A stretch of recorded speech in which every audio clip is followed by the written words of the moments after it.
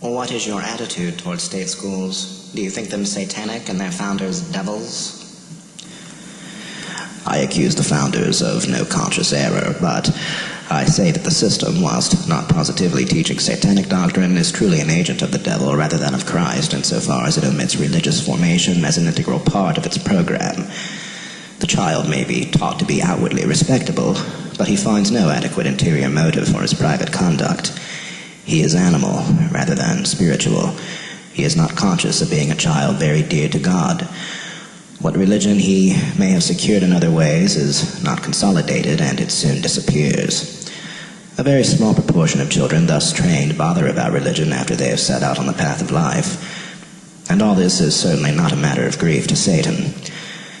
An Anglican clergyman once said sadly to me, "We Anglicans played the part of Judas when we handed our children over to the tender mercies of the state by approving the state school system."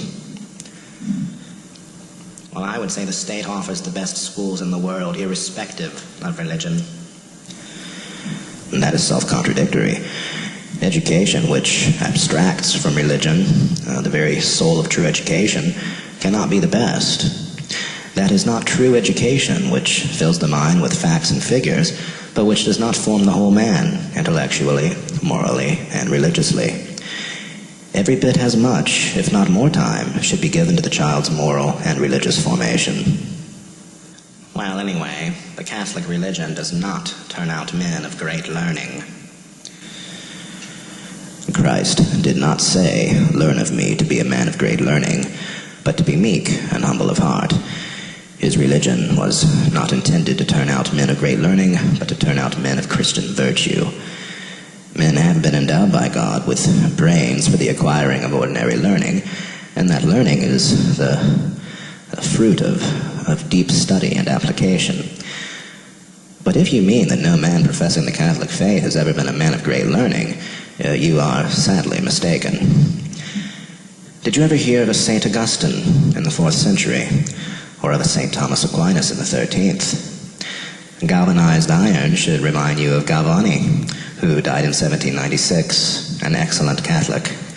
Volts in electricity should suggest Volta, a most devout Catholic who died in 1827. Ampere, in the electrical world, also is deserving of mention. Laennec, inventor of the stethoscope in the medical world. Mendel, the great authority on heredity. De L'Opéra in geology. Dwight, the anatomist. Pasteur, that great scientific observer. And don't forget the military genius, Foch. All these were Catholics and did not find their faith any hindrance in their acquiring of great learning. I could go on almost interminably, but time forbids more. Are not Catholics taught that the economic distress of the world is caused by supernatural influences, and that they must simply endure it? No. Catholics have been urged over and over again by their church to do their utmost towards the rehabilitation of the world. They do believe in God and in God's providence. They believe that all the miseries of this world have been permitted by God, or they would not exist. But they are due to man's own political and economic maladministration.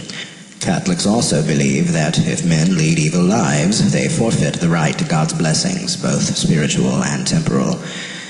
They know that sin and corruption and irreligion are very widespread evils, and that there will be room for hope that God will spare men many of the afflictions they deserve if men will but remedy their lives and begin to serve God earnestly, loving their neighbors for the love of God.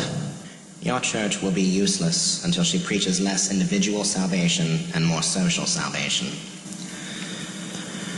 The church must preach that each individual soul will answer personally to God for its conduct during life, and also for its influence by good or bad conduct upon others. And each soul must answer to God for itself. No one else can answer for it. At the same time, any scheme of individual salvation which excludes all interest in the salvation of others is certainly wrong and is forbidden by the Catholic Church. The Church is the greatest social institution in the world today, serving society both in temporal and spiritual needs. I heard a Protestant clergyman say that the miseries of the world are an indictment of all churches, including the Roman Catholic, for their lack of influence. I will not comment upon other churches in this matter, but as regards the Catholic Church, she certainly has the principles and teachings necessary to better the lot of men, but she cannot influence men much so long as they refuse to accept her principles. The only solution possible, and the solution which the Catholic Church proposes, is that all men, employers, and workers should become genuine Christians and not allow their selfishness to interfere with strict justice and mutual charity. But the last thing the majority of employers and workers are prepared to renounce is just that selfishness, which is the ultimate cause of most troubles. If all men were Catholics, and all lived up to the teachings of the Catholic Church, obeying the laws she has given for social affairs, it would be the end of strikes and friction with their consequent poverty and misery. The fact that these troubles exist, then, is not an indictment of the Catholic Church, but of men who cannot see the wood for the trees. For with the peace-giving Church in their midst, they either refuse to accept it or refuse to live up to its teachings. Well, why does the Catholic Church defend the capitalist and attack the worker? She does not do these things. The Catholic Church defends law and order and human rights. She is ever ready to denounce injustice, whether of the government or of any private individual. If a wealthy Catholic did not pay just wages and was seriously defrauding his employees, the Catholic Church would be the first to condemn such conduct and warn him that if he continued in such conduct, he would risk eternal damnation. On the other hand, if an employee accepted good wages and did not render equivalent service, he too would be condemned by the Church.